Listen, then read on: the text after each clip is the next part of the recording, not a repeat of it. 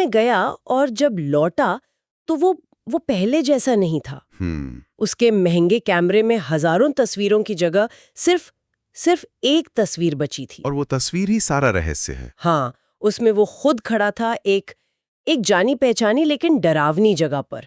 और कोने में लिखा था वेलकम न्यू गार्डियन, मतलब नए रक्षक का स्वागत है। आज हम मिले हुए सोर्स सुंदरबन, लाल रेखा और नया रक्षक के जरिए इसी रहस्य की पड़ताल करेंगे कि आखिर उस रात उस लाल रेखा के पार हुआ क्या था। और ये समझना जरूरी है कि राघव कोई डरपोक इंसान नहीं था, वो तो रोमांच के लिए जीता था। हाँ, लोक कथाओं पर हंसने वाला अंधविश्वासी नहीं था। बिल्कुल। सुंदरबन में भी वो इसी इरादे से गया था। लेकिन वहां उसे लाल रेखा के बारे में पता चला। एक मिनट, मतलब एक ऐसी लाइन जिसे पार करने वाला कोई वापस नहीं आता। हाँ, यही किंवदंती थी वहां की। ये तो बहुत बड़ी बात है।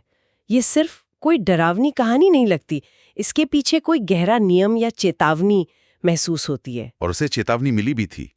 स्थानीय नाविक बुद्धो ने उसे सीधे सीधे कहा था। क्या कहा था? बाबू, वहां मत जाना। लाल रेखा के अंदर रात को कोई चलता है, इंसान से बड़ा, इंसान से अजीब। इंसान से बड़ा, इंसान से अजीब। बिल्कुल। और ये चेतावनियां सिर्फ डराने के लिए नहीं होती, ये असल में एक तरह से सांस्कृतिक सीमाएं हैं जो हमें बताती हैं कि इंसान का दायरा कहाँ खत्म होता है। सही कहा। और प्रकृति का कहां से शुरू होता है। लेकिन राघव जैसे लोगों के लिए ऐसी रेखा एक चुनौती बन जाती है। और उसने वही किया, आधी रात को अकेले। हाँ, वो उस लाल रेखा को पार कर गया। सोर्स में उस माहौल का जिक्र बहुत बहुत कमाल का है, एकदम घोर सन्नाटा। और फिर पानी की हल्की छपछपाहट। और फिर किसी के पैर घसीटने की धीमी आवाज।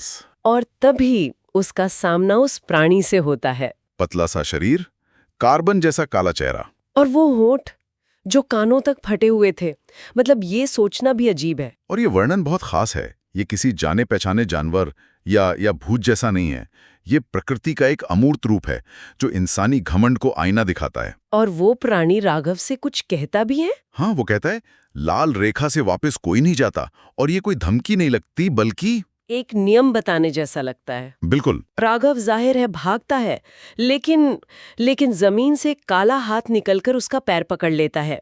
और यही कहानी का सबसे अजीब मोड़ आता है। हाँ, राघव के हाथ से कैमरा गिरता है और गिरने से उसका फ्लैश वो चमक जाता है। उस एक पल की रोशनी में वो हाथ गायब हो जाता है। पर मुझे यहाँ एक बात थोड़ी खटकी। इतनी शक्तिशाली कोई चीज वो एक कैमरा फ्लैश से कैसे डर गई? देखने में तो ये अजीब लगता है, लेकिन शायद वो फ्लैश सिर्फ रोशनी नहीं थी। सोचो कैमरा क्या करता है। वो सच को कैद करता है। हाँ, उसे एक पहचान देता है। हो सकता है उस प्राणी के लिए वो देखे जाने का पल असहनीय था, जैसे किसी पुराने रहस्य पर अचानक से रोशनी डाल दी गई हो। अच्छा। या ये भी हो सकता है कि ये कोई हमला था ही नहीं, ये एक तरह की परीक्षा थी। परीक्षा? कैसी परीक्षा? फ्लैश चमकना उस परीक्षा का आखिरी हिस्सा था, जिसने कह सकते हैं ये साबित कर दिया कि राघव चुना जा चुका है। तो मतलब वो बचकर नहीं भागा, बल्कि उसे जाने दिया गया। एग्जैक्टली। और अगली सुबह जब वो मिलता है तो वो चुप है, खोया हुआ है। और फिर हम वापस उसी एक तस्वीर पर आते हैं, वेलकम न्यू गार्डियन। और अब सारी कड़ियां जुड़ती हैं। लाल रेखा मौत का दरवाजा नहीं, बल्कि एक जिम्मेदारी में दाखिल होने का रास्ता है।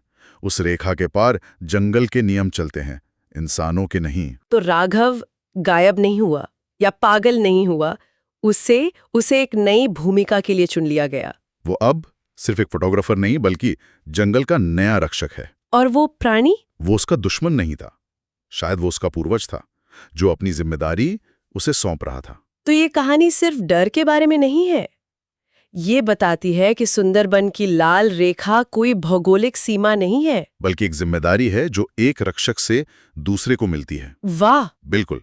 और ये हमें गहरे सवाल पर लाके छोड़ती है।